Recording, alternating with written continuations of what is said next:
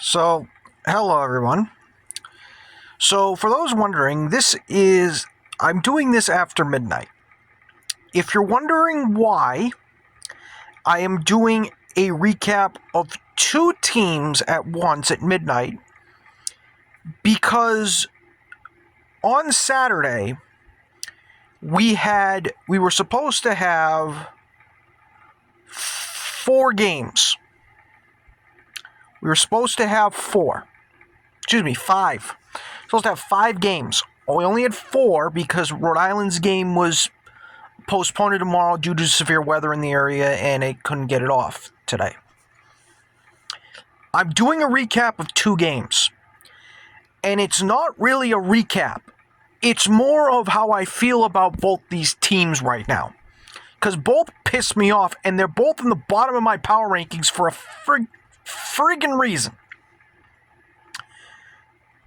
You probably know which teams I'm talking about. It's Hartford Athletic and Portland Hearts of Pine.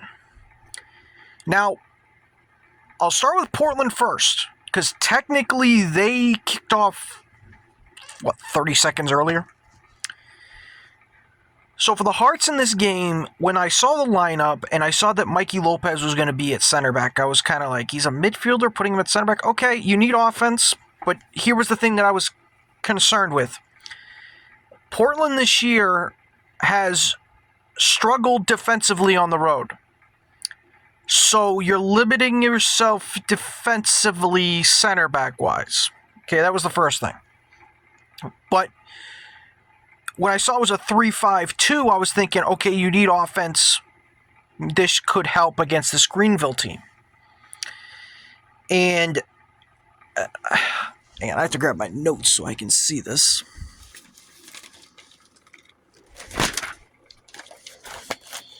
Because I want to make sure I'm saying this right.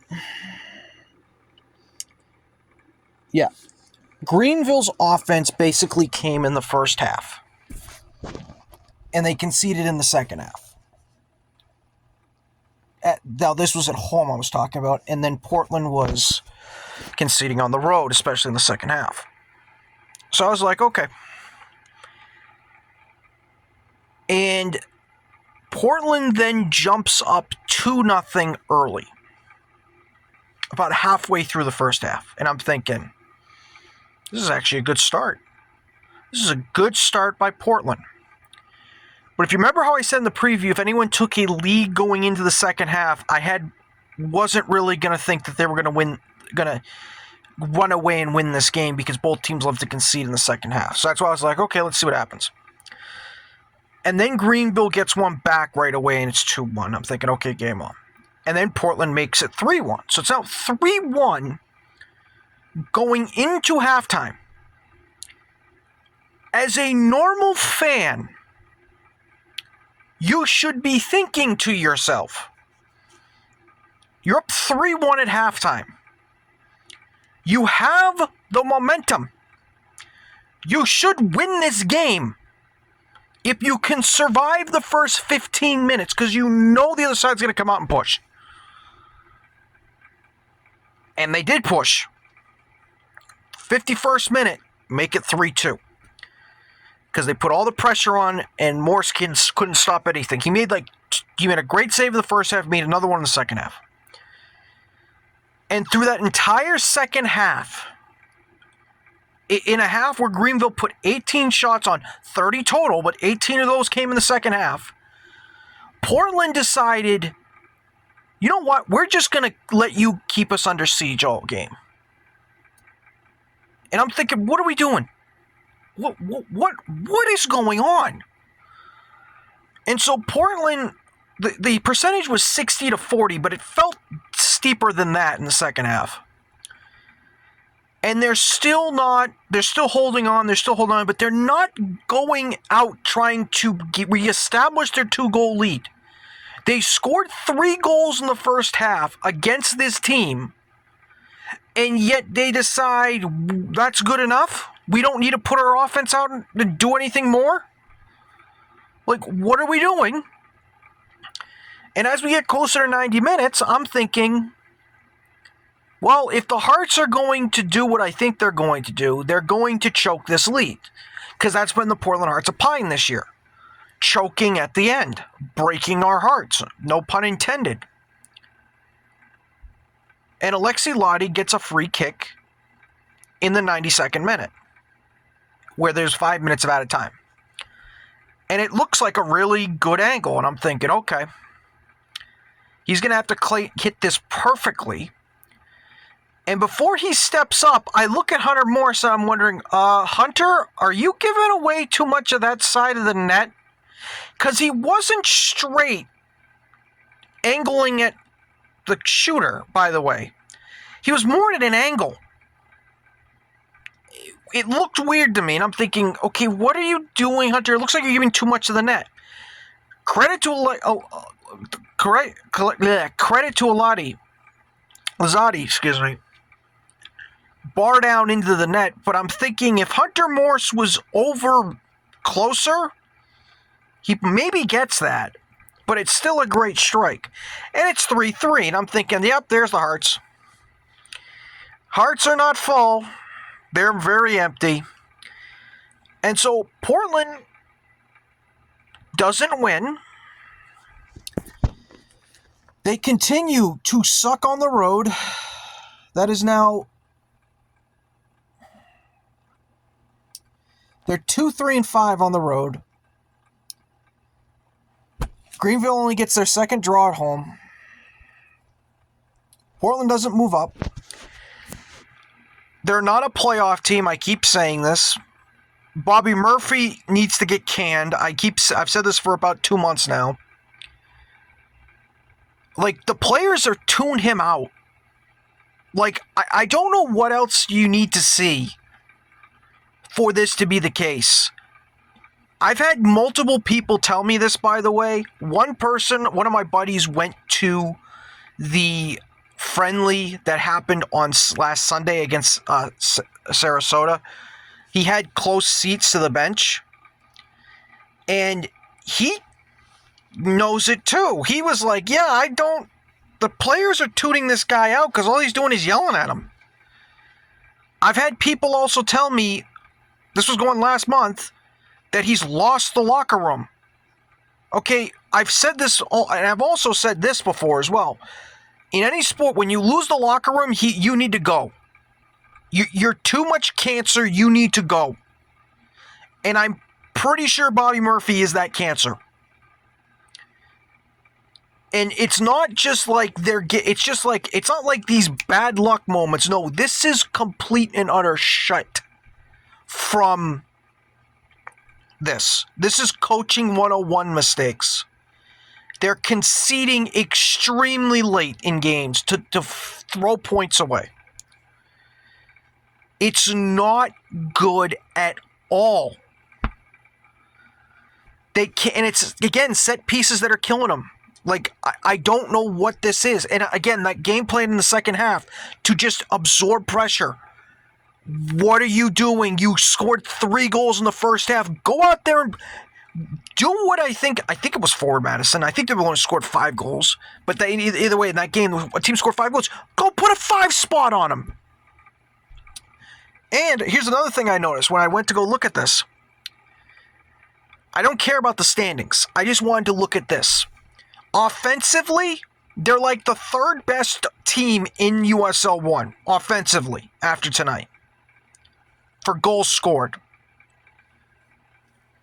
Okay, to me, watching the Hearts, that doesn't feel right because this Portland Hearts team has had stretches where they don't look good offensively. And it's not consistent. But this is the big one. Because I've mentioned before how inept Portland is defensively on the road. I have mentioned that before. They also now, after tonight, have the 3rd worst defense for goals conceded. You want to know why Portland's not in the playoffs and not going to be a playoff team this year? It's because of their defense, not their offense. Which is amazing to me because last year, Portland's bread and butter, their calling card was Hunter Morrison, their defense. And it has taken a huge step back. They made pieces to improve the defense by letting some key guys go. They brought in Evans. Not blaming this on Evans whatsoever. Not blaming this on Faye whatsoever, because it's a team thing. But the defense has gone significantly worse. And I blame that on Bobby Murphy. It's another reason why I want him canned. So, like I said, that game ended 3-3. I can give you a sneak peek on the power rankings. Portland's not moving. They're staying at the bottom. Now, you might be thinking to yourself, because I'm going to talk about Hartford now, what are you talking about? Hartford lost. They got shut out again. Portland at least got a point. Why aren't they moving ahead of them? Easy. Because Portland didn't prove anything this week. They might as well have lost. Because we've seen this shit all year. And otherwise, it's my power rankings. But Portland, Hartford. I just spent 11 minutes on Portland. Not going to be that long with Hartford. Hartford went to Loudoun in what I called a boring game. I even predicted 0-0 for a draw. I got the 0 right for one of them. I mean, I'll tell you this. Hartford looked good-ish the first half, I would say.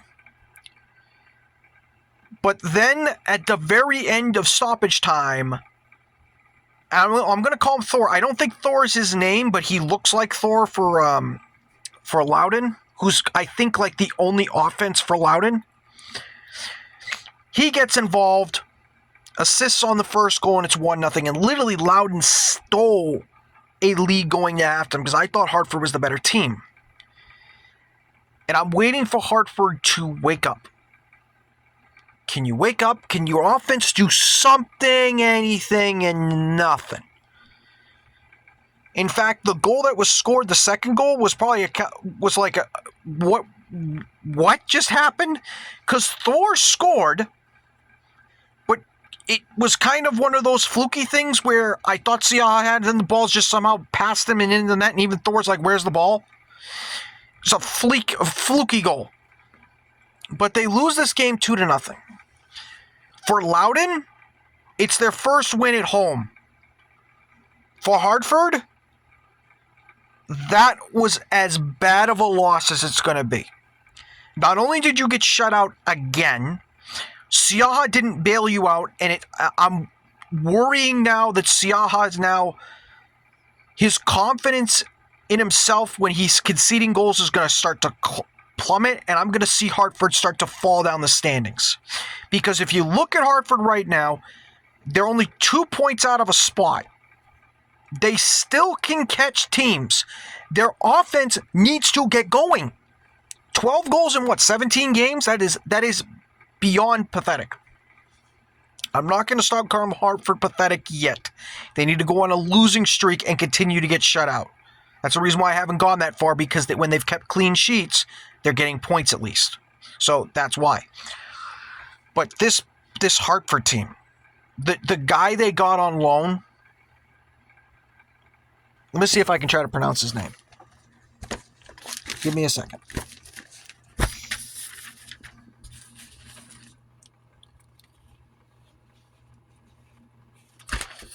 Let me see if I can find it. Oh, you know what? Screw it. I can't find it.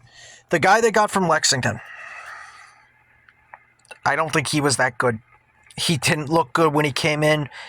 When Hartford was looking for a spark in the second half, didn't really give him much. I mean, I don't know what needs to change. I'm not going to say Brendan Burke needs to go, because he has his goaltender. He has his defense. He has his midfielders.